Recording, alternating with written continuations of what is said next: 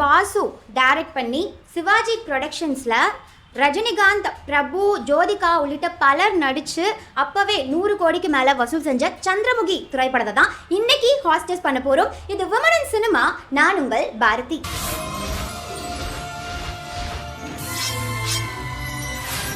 படத்தோட ஒரு சீனில் வேட்டையன் ராஜாவா ரஜினி வருவார்.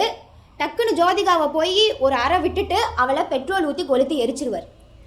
கங்கா கேரக்டருக்குள்ள இருக்கிற சந்திரமுகி கதாபாத்திரம் அதோடைய பாஸ்ட்டை நினைச்சு பார்க்குது. அதனால தான் அப்படி ஒரு சீன் படத்தில் வச்சிருக்காங்க அப்படின்னு நம்ம ஈஸியாக ஜஸ்டிஃபை பண்ணிடுவோம். எனக்கு இருக்கிற கேள்வி என்னன்னா, ஒரு ஆவி ரொம்ப நாளாக ஒருத்தனை கொலை பண்ணணும் அப்படின்னு சொல்லி வெயிட் பண்ணிக்கிட்டே இருக்கு. அந்த ஆவிக்கு தெரியும் அந்த ஆள் எப்படி இருப்பான் அப்படின்னு. உடனே ரஜினி வந்து ஷூவையும் ஒரு குச்சியையும் கொண்டு போய் அந்த ஆவி முன்னாடி வச்சு நான் தான் வேட்டையன் ராஜா அப்படின்னு சொன்ன உடனே அந்த ஆவி அதை அப்படியே நம்பிடுச்சு அப்படின்னு சொல்றதே இங்கே கொஞ்சம் உண்மைத்தன்மையா இல்லை. வேட்டையன் அப்படிங்கிறவன் ஒரு கெட்டவன். அவன் பெண்களை வந்து அடிக்கிறான், பெட்ரோல் ஊற்றி கொளுத்துறான். இப்படி ஒரு கேரக்டர் ஸ்கெட்ச் உள்ள ஒரு கதாபாத்திரத்தை நீங்கள் எடுத்துகிட்டு வந்து ஹீரோ கூட மெர்ஜ் பண்ணுறீங்க.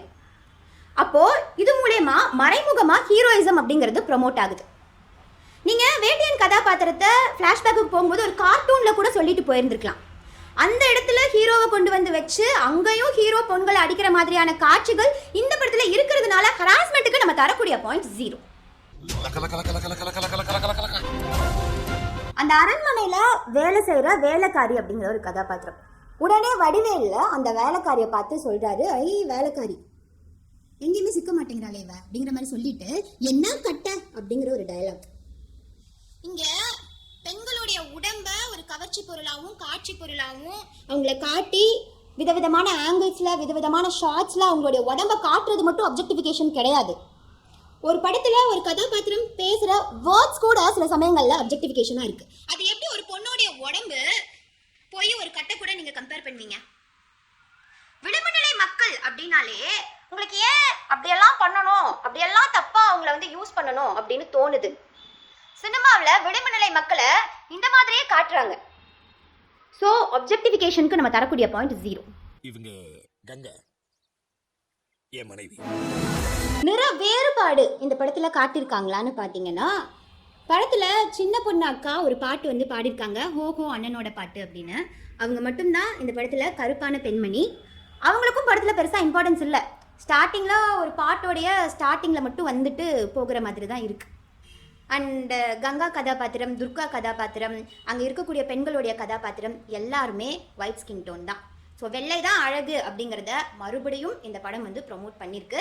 இந்த படத்தில் இருக்கிற எல்லாருமே white skin tone peoples, black skin tone peoples யாருமே இந்த படத்தில் இல்லை. கருப்பு நிறத்துக்கு இந்த படத்தில் முக்கியத்துவம் தராதனால ரேசிசம்க்கு நம்ம தரக்கூடிய பாயிண்ட் 0.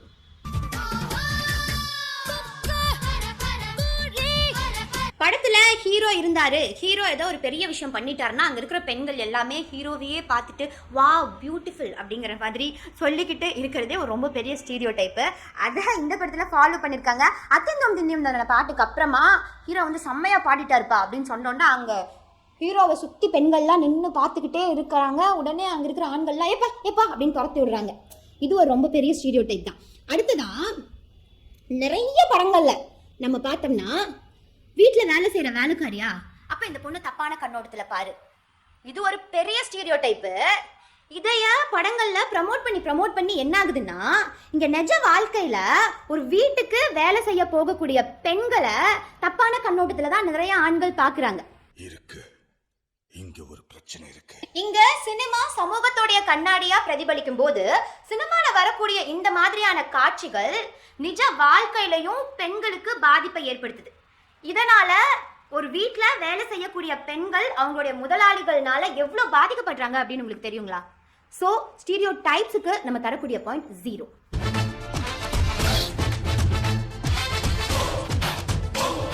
படத்துல நிறைய பெண்கள் கதாபாத்திரம் இருக்கு.